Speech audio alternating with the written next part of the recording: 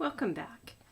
In this video, I want to teach you how I made this bracelet and how I took a piece of chain and some jump rings and just put that together. So this is what the chain looked like when I originally had it. Okay, and when you put this on your wrist with the links like this, one of the links is kind of supposed to stand up and one kind of lays down. And it's always kind of moving, and I don't know. I just wanted to try something different. So that's why I did it this way, so that the links, the big links would lay flat, and then the littler links were the ones that would stick up.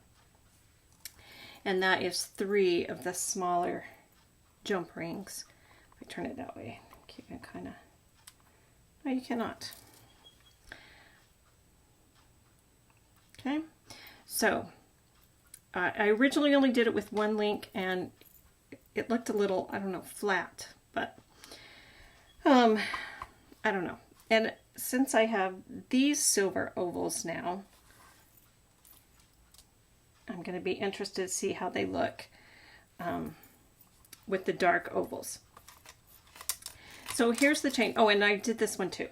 So I found these little silver things. I don't even know where or when. They were in my silver beads, and so I put them together. I'm not super crazy about this, and it might be that there's too many of those circles. So I don't know. I may end up playing with that.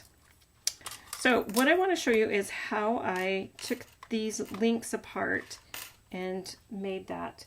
And it's not hard.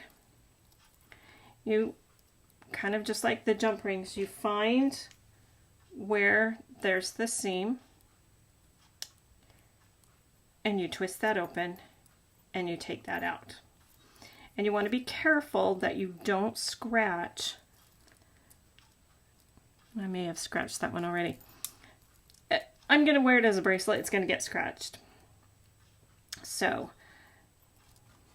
that is life. All right, so I just pulled these off and opened them up. I'll do a few so you can see the process here. And then what I did was I got my jump rings out. And I think these are the ones I used.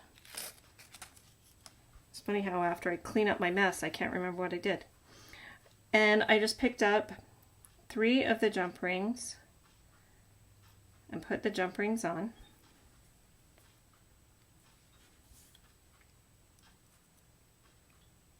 And close it back up. You want to make sure you get that lined up really nice. Then I put the next link on and 3 more jump rings.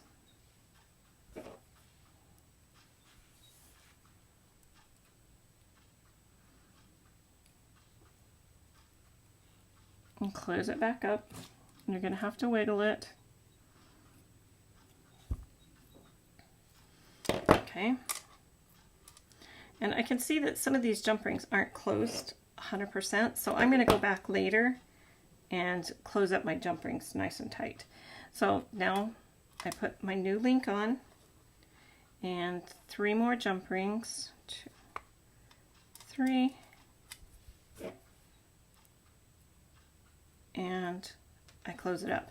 Now, if you're worried about scratching on here, you can put some duct tape on your pliers in here on the jaws. I haven't tried that, but I have seen people talking about it on a Facebook group that I'm in. I don't worry too much about it because if you wear your jewelry, you're going to scratch it. So, like I said, I'm not worried about it. So that's the process. You just repeat that all the way out, and then you put a clasp on the end and you're ready to go. So I will finish that one later.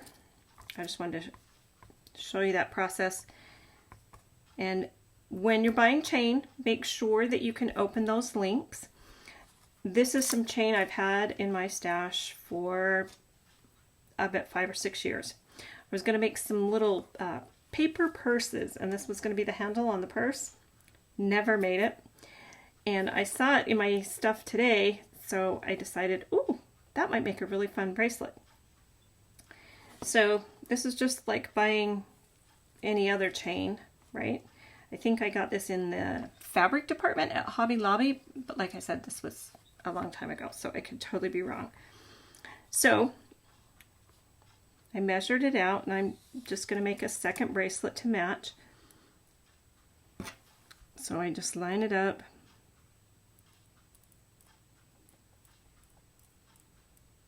Okay, and this is the link that I'm going to open.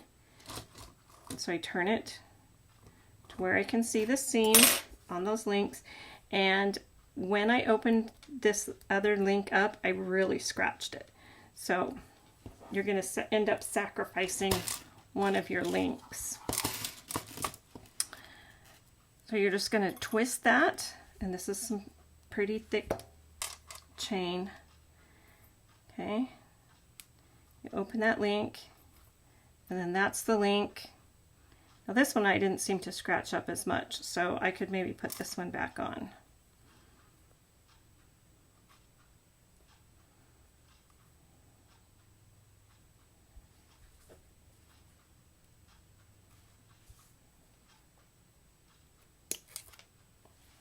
Maybe. All right, well, I don't need to fool with that right now.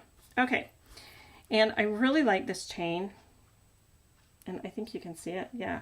So it's got, I don't know, some kind of a mirror-ish finish or marks or something, scraped marks. I don't know exactly how they did that, but it's cool. So it's black, and then it's got this silver shine to it. All right, so I was going to use a different kind of clasp on these just to show you how to do these. So I get my jump ring and I open it up. I put it on one end of my chain.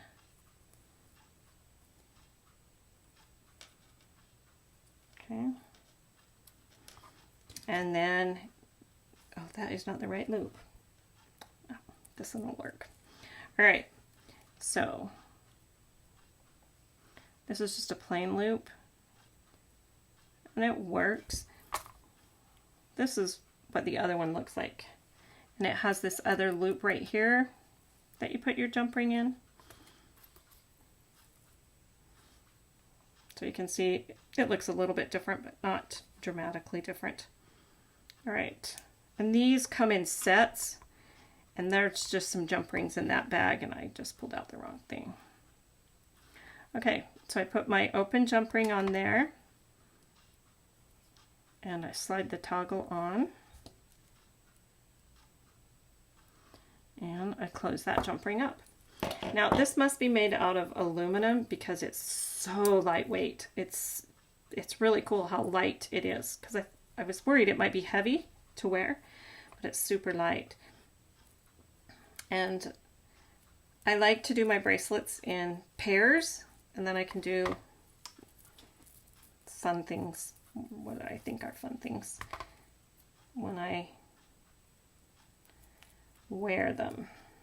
Now this is a lot of bracelets, and I typically wouldn't wear this on a regular kind of working day, but if we were going out to dinner or somewhere, I typically will wear more jewelry. So I could do it like that. Put those inside, do it like that. So I just thought that was another fun alternative that I've never done before. So thought I'd just share that one with you. All right, go have some fun.